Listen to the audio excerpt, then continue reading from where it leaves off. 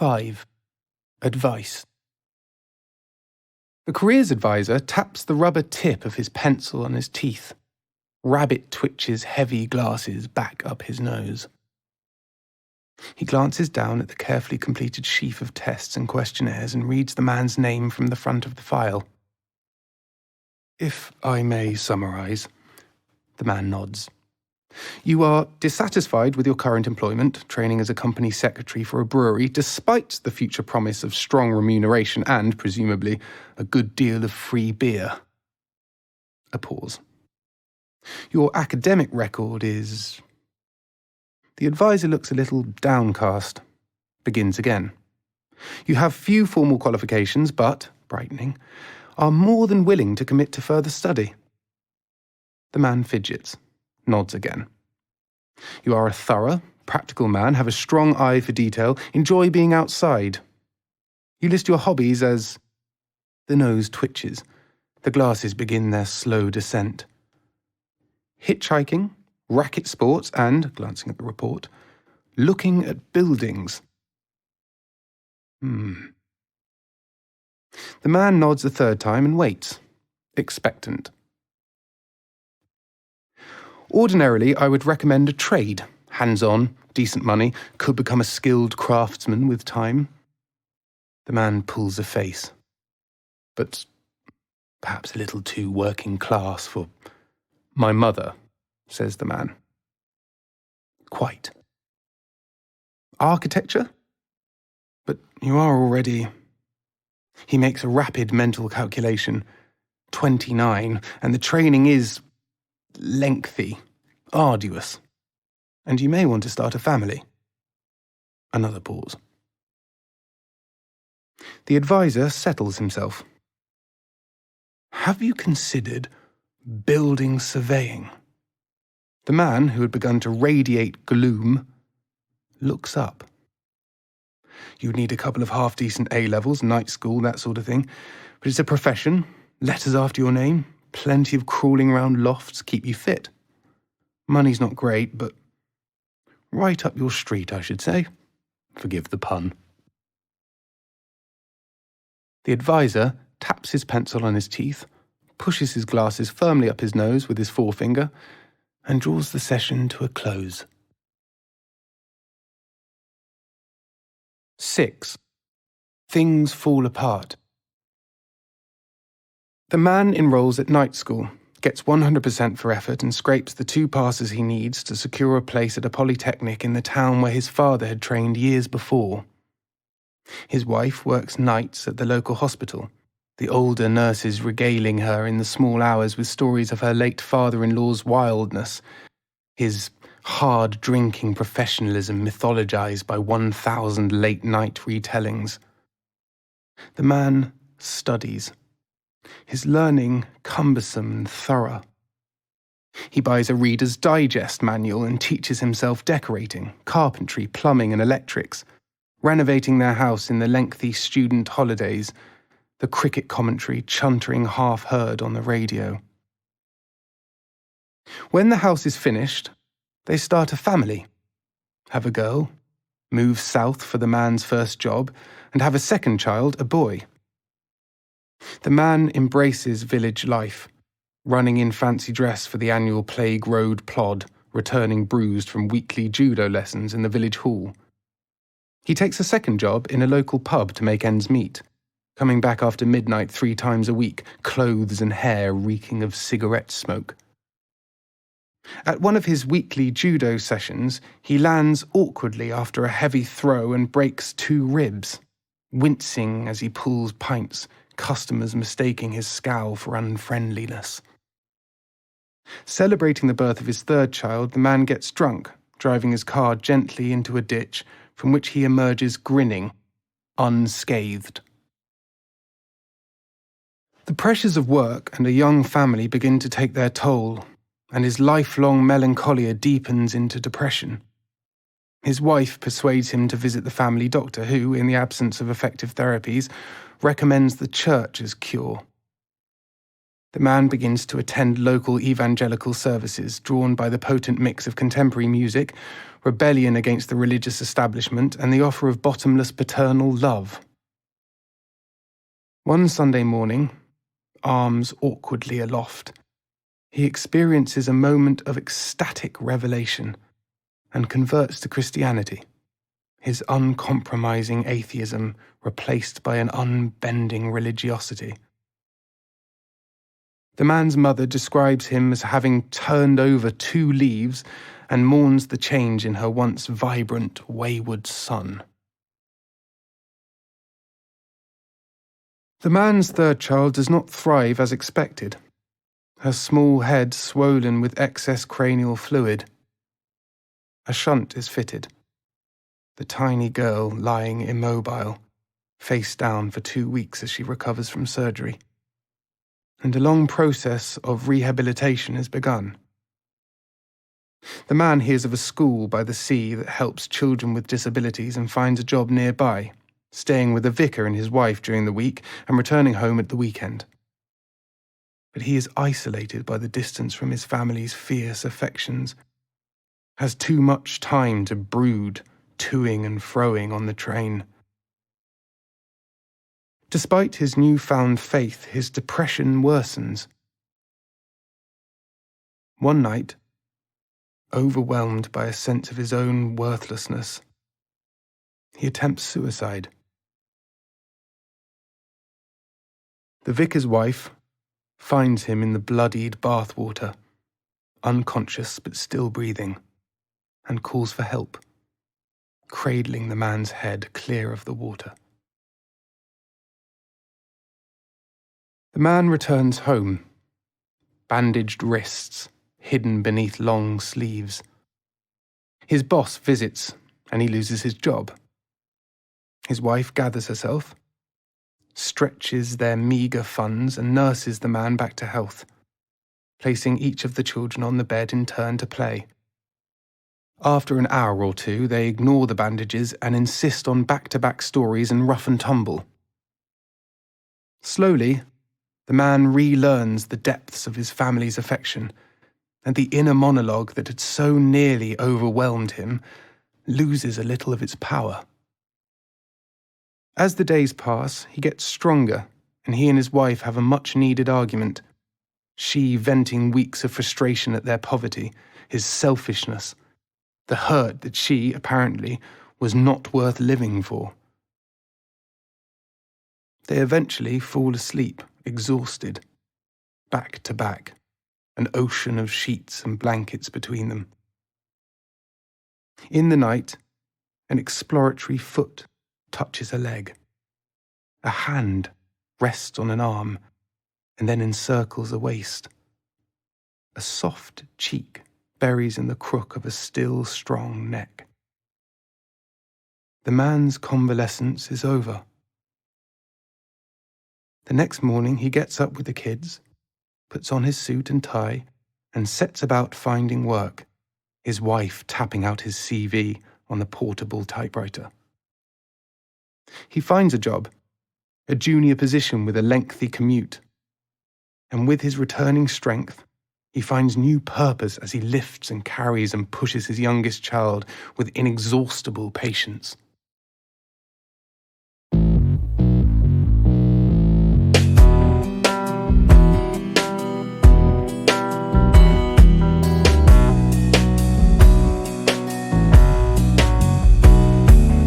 East Anglia, slide by the windows in dreams.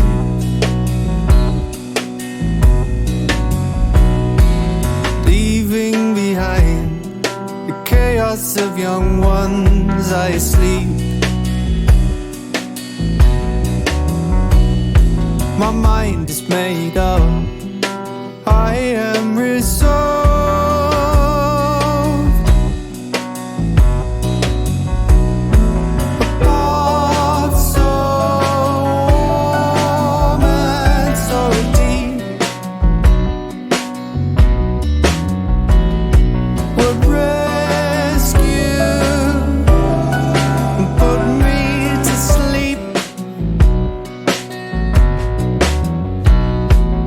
Perfectly obvious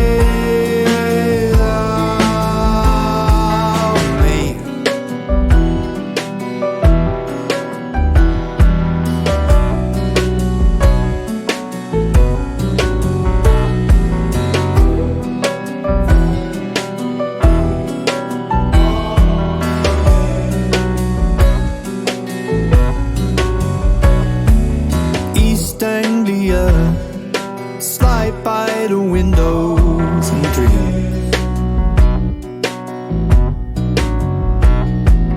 leaving behind the chaos of young ones I sleep.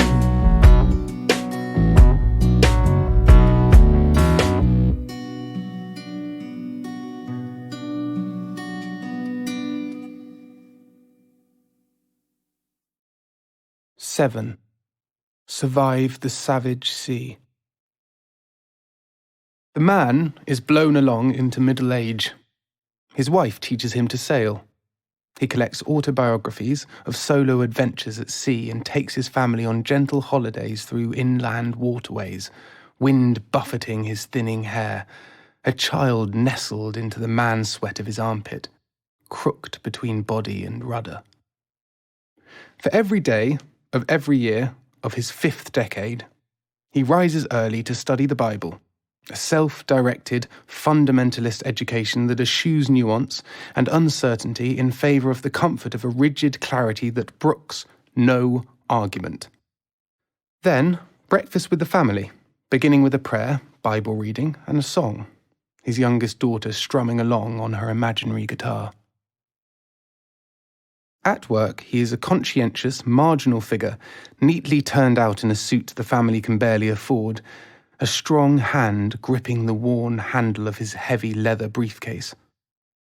At home, he is indispensable. Master of the implausible geometries of packing the car for camping holidays, caretaker of myriad practical tasks, gentle taskmaster of Sunday afternoon arts and crafts sessions. He is stern, friendless, devoted, occasional bursts of offbeat humour hinting at the anarchy stowed guiltily below decks. As each child's birthday swings round, he props himself at his bureau with a fistful of coloured felt tips and chuckles as he constructs elaborate, eccentric dioramas of home peopled by cartoon crocodiles, hedgehogs and tortoises, a small plane piloted by a grinning cat dragging the happy birthday across the top of the card. The man's eldest daughter reaches adolescence and rebels against the father she once idolised. He carefully prepares lengthy lectures which she suffers in silence, toes curling and uncurling in her sensible shoes. He finds a Christian summer camp that he hopes will help the girl stretch her wings in safety. She relishes the relative freedom of a week away from home, meets an older man, and falls in love. Her boyfriend tall, handsome, cocky. The man is off balance, uncertain, seeing too much of his meticulously stowed self for comfort. The boyfriend smoothly assures the man of his respect for his teenage daughter, then gets her pregnant, carefully manipulating her inexperience. The man's world collapses. He weeps, shouts, hits his daughter hard once across the face with an open palm, spits prayers of disgust at his God. Every pore of the tiny, stifling house is clogged with his anger. The man assembles his family at the kitchen table and confesses to his children that he too once fathered a child with, as he puts it, an unmarried woman, his knotted voice frayed with emotion. He has been unable to forgive himself and is unable to forgive his daughter. She sits her exams, bump swelling beneath an untucked school shirt, and leaves home to have her baby. The man reads and rereads the book of Job. I have no peace, no quietness. I have no rest, only turmoil. Don't rock the boat, you let the water in. Don't rock the boat, you know I can barely swim.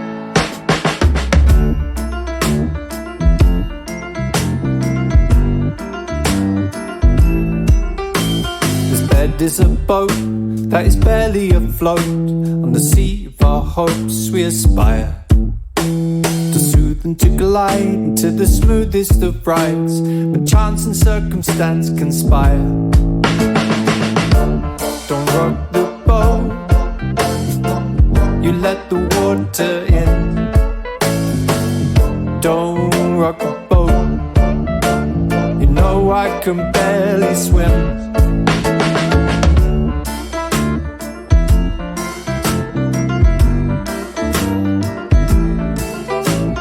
Nails and teeth creak as honesty seeps through the cracks in our compromise.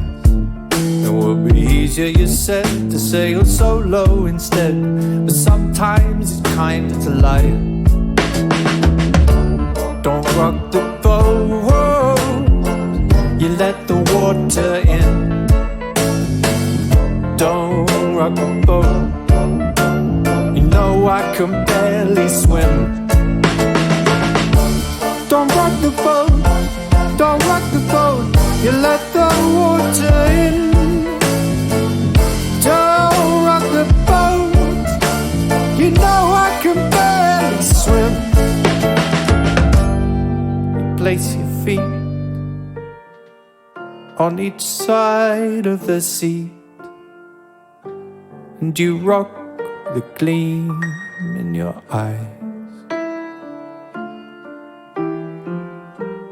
Whiskey's the wind in your sails, I bail. Take my chance over the side.